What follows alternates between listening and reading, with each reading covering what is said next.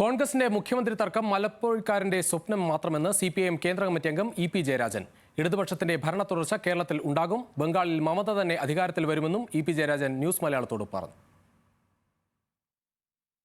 നമ്മളോടൊപ്പം ഇ.പി. ജയരാജൻ ചേരുന്നുണ്ട്. മണിക്കൂറുകൾ മാത്രമാണ് ഇനിയും ഒരു റിസൾട്ടിന് വേണ്ടിയുള്ളത്. എന്താണ് അങ്ങയുടെ പ്രതീക്ഷ? പിന്നെ എന്തിനാ ഇങ്ങനെ വേവലാതിപ്പെടുന്നത്? മണിക്കൂറുകൾ കാത്തു നിന്നാ പോരെ?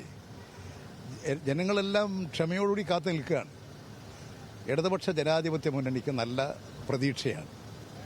ഒരു തുടർഭരണം തന്നെയാണ് ഞങ്ങൾ പ്രതീക്ഷിക്കുന്നത്.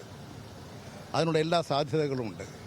കഴിഞ്ഞ 10 വർഷക്കാലത്തെ ഭരണരംഗത്തെ മേന്മകൾ, നേട്ടങ്ങൾ, അതുപോലെ തന്നെ കേരളത്തിൽ വന്ന മാറ്റം, കേരളത്തിൻ്റെ സമഗ്രമായ വികസനം, അതുപോലെ തന്നെ കേരളം ഇന്ത്യക്ക് തന്നെ മാതൃകയായ ഒരു സംസ്ഥാനം, മതസാഹോദര്യം കാത്തുസൂക്ഷിച്ചിട്ടുള്ളൊരു നാട്, ഇങ്ങനെ ഒട്ടനവധി സവിശേഷതകൾ സൃഷ്ടിച്ചൊരു ഗവൺമെൻറ്റിനെ ജനങ്ങൾ അങ്ങേറ്റം സ്നേഹിക്കും.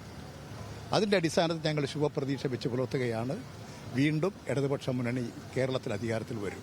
ഈ എക്സിറ്റ് പോളുകളുടെയൊക്കെ ഒരു പശ്ചാത്തലത്തിൽ കോൺഗ്രസ് വലിയ ആത്മവിശ്വാസത്തിലാണ്, യു.ഡി.എഫ് വലിയ ആത്മവിശ്വാസത്തിലാണ്. അവിടെ മുഖ്യമന്ത്രി തർക്കങ്ങളൊക്കെ അങ്ങ് ശ്രദ്ധിച്ചിരുന്നു. എക്സിറ്റ് പോൾ പറയുന്നത് മുഴുവൻ ശരിയാകണമെന്നില്ല.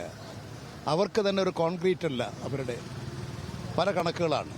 ഏതെങ്കിലും കണക്കുകളാകട്ടെ, എക്സിറ്റ് പോള് അവർ നടത്തിയിട്ടുള്ള ചില സർവേ, അവർ നടത്തിയിട്ടുള്ള ചില പ്രവർത്തനങ്ങൾ, അതിനെ കണക്ക് കൂട്ടി സയൻറ്റിഫിക്കായി കണ്ട് നിരീക്ഷിച്ചൊക്കെയുള്ള ഒരു നിഗമനമാണ്.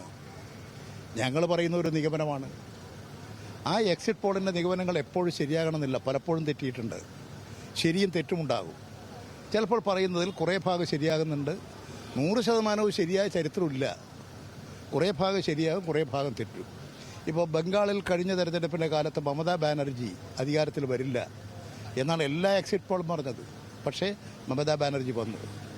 ഇപ്പോഴും എക്സിറ്റ് പോൾ പറഞ്ഞിരിക്കുന്ന അവിടെ BJP വരുമെന്നാണ്. അത് എൻ്റെ അഭിപ്രായത്തിൽ BJP സ്പോൺസർ ചെയ്തിട്ടുള്ളൊരു കമാൻഡിംഗ് ആണ്. അവിടെ മമതാ ബാനർജി തന്നെ വീണ്ടും അധികാരത്തിൽ വരും. അപ്പോൾ എക്സിറ്റ് പോളിൻ്റെ എല്ലാ കണക്കുകളും അവിടെ തെറ്റിയേക്കാം. കോൺഗ്രസിലെ മുഖ്യമന്ത്രി തർക്കമൊക്കെ അങ്ങ് ശ്രദ്ധിച്ചിരുന്നു. കോൺഗ്രസ് പാർട്ടിയുടെ തകർച്ചയും ദൗർബല്യവുമാണ് കാണിക്കുന്നത്. ഇവിടെ തെരഞ്ഞെടുപ്പിൻ്റെ ഫലം വന്നിട്ടില്ലല്ലോ. ഫലം വന്ന് സമയമെടുത്ത് സമാധാനത്തോടു കൂടിയിട്ടല്ലേ എല്ലാ പാർട്ടികളും ആലോചിക്കുക. ഇതെന്താ അവർ കാണിച്ചുകൊണ്ടിരിക്കുന്നത്?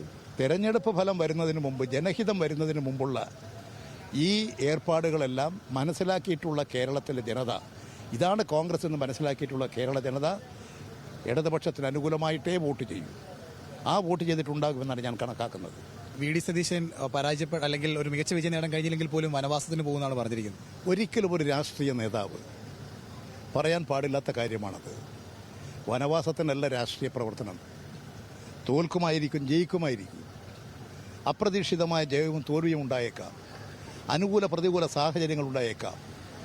ഇങ്ങനെയുള്ള സാഹചര്യങ്ങളെയൊക്കെ മുറിച്ചു കടന്ന് ജനങ്ങൾക്ക് വേണ്ടി പൊരുതുക, അതാണ് ഒരു രാഷ്ട്രീയ പാർട്ടി, രാഷ്ട്രീയ നേതൃത്വം സ്വീകരിക്കേണ്ടത്. കൊച്ചിയിൽ നിന്ന് അക്ഷയ്ക്കൊപ്പം മനീഷ് മാത്യു, ന്യൂസ് മലയാളം.